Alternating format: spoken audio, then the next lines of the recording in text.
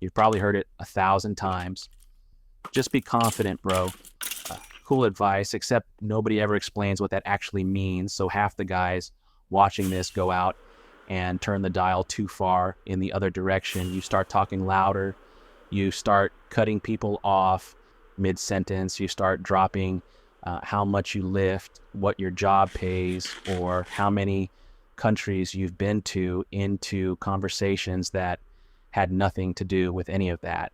And instead of her leaning in, she takes a small step back, gives you that tight little smile, and suddenly finds a very important reason to check her phone.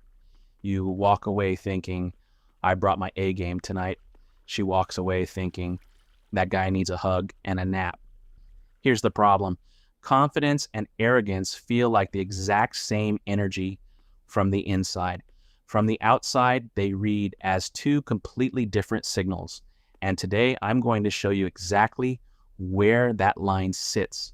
Because once you can see it, you can't unsee it, and you're going to start noticing which side of it you've been standing on this whole time in every room you walk into. Let's start with the biggest myth out there, the one that trips up almost every guy trying to fix this. A lot of men think confidence means having zero doubt ever about anything. Total certainty, no cracks, no hesitation. That's not confidence, bro. That's delusion. And women can smell delusion from across the room the same way they can smell a guy who hasn't done laundry in 2 weeks. Real confidence isn't the absence of doubt. It's being okay existing right next to the doubt anyway. Think of it like a surfer out on a wave. He's not standing there thinking the ocean literally cannot touch him. He knows exactly how much power is underneath him. He respects it fully. He's just trusted his own balance enough through hours and hours of practice to ride it instead of fighting it. Arrogance is the guy who paddles out for the first time yelling that the ocean should be scared of him. One of them looks graceful, controlled, like he belongs out there. The other one looks like he's about to get humbled in front of everybody watching from the beach. And deep down, some part of him already knows it. Number one, listen closely to how a guy talks about himself versus how he talks about everyone else around him. Confident men ask questions and actually wait to hear the answer. They get curious. Arrogant men ask questions as a formality, a box to check, before they use your answer as a launch pad straight back to their own story. You'll notice it happening in real time if you pay attention. You mentioned you just got back from a trip, and the confident guy asks what part of it surprised you the most, what you do differently next time, what the food was actually like. The arrogant guy says, oh, nice, that reminds me of when I went to, and now you're stuck listening to a full breakdown of his vacation for the next 10 minutes while your own story just sits there half told. Women pick up on this instantly, sometimes without even consciously clocking why, because it tells them exactly how much room they're going to get in this dynamic. Confident men make space for someone else to exist in the conversation. Arrogant men fill every inch of it with themselves. Number two, watch closely what happens when a confident man gets challenged versus when an arrogant one does. Say something a confident guy disagrees with. He'll push back. Sure, he's not a pushover, and he's not going to fold just to keep the peace, but his tone stays level the whole time.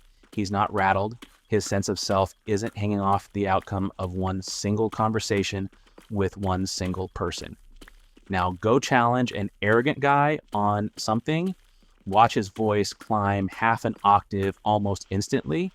Watch him need the last word like his entire identity depends on winning this one exchange. That reaction isn't strength, even though it's dressed up to look like it. It's insecurity wearing strength costume. Real self-worth doesn't need to win every argument to stay intact because it was never up for debate in the first place. Fragile ego does need to win every single time because losing feels like it threatens something underneath. And women, whether they could ever explain the psychology behind it or not, feel that fragility the second it shows up in a conversation, because it quietly tells them this guy's going to need constant managing just to keep his mood stable. Number 3, pay attention to how a guy handles a compliment, because this one's a sneaky tell most guys never think about. Confident men just say, thank you. Simple, no deflecting, no fishing for a bigger compliment right after, no turning it into a whole moment. Arrogant men either brush it off like it's beneath them, which is honestly its own kind of flex, or they immediately one-up it. You tell him he's got a nice car, and he pivots straight into telling you about the 3 cars he's had before this one and why this one's actually still not his favorite. It's exhausting to be around for more than a few minutes, because every single interaction quietly becomes about reinforcing his image instead of just being present in the moment with you. Here's the science-flavored piece, and I promise it'll click once you hear it. Your brain reads confidence almost the same way it reads a steady heartbeat on a hospital monitor, even predictable, calm, rhythmic. Arrogance reads more like a spike on that same monitor, sudden, loud, jarring, trying to grab attention through volume instead of steady presence. Humans are wired on a pretty deep level to trust steady signals and stay wary of spiky, unpredictable ones, because way back in the oldest parts of our brain, spiky and unpredictable usually meant danger was nearby. So when a guy is loud about himself, constantly performing, constantly proving, some ancient part of a woman's nervous system quietly files him under unpredictable, even if she couldn't articulate why she suddenly feels a little less relaxed around him. Meanwhile, the calm, steady guy registers as safe almost instantly. And safe, contrary to what a lot of guys assume, is not boring to women. Safe is the actual foundation that real attraction gets built on top of, not the enemy of it. Number 4, look closely at who a confident man surrounds himself with and how he treats them. He's not threatened by other guys in the room being good-looking, successful, funnier than him, or better with words. He can compliment another man without it costing him anything internally, because his value was never a competition to begin with. It's just a fact he already knows about himself and doesn't need reconfirmed every hour. Arrogant men can't stand being around anyone who might outshine them for even 5 minutes, so they either avoid those rooms entirely or they spend the whole night subtly trying to one-up whoever's getting the attention. Women notice who a man respects, and they notice it fast. A guy who can genuinely hype up his friend, tell a stranger their outfit is fire, or admit out loud that someone else is better at something than he is. That guy is quietly showing he's got nothing left to prove. That's magnetic. In a way, loud confidence never is. The guy who needs to be the best looking man in every single photo is showing you exactly the opposite, whether he realizes it or not. Now here's the part almost every guy misses completely, and it's the whole reason this video exists. You don't build real confidence by practicing how to look confident. That's the arrogance trap, faking the output without ever doing the work underneath it that actually earns it.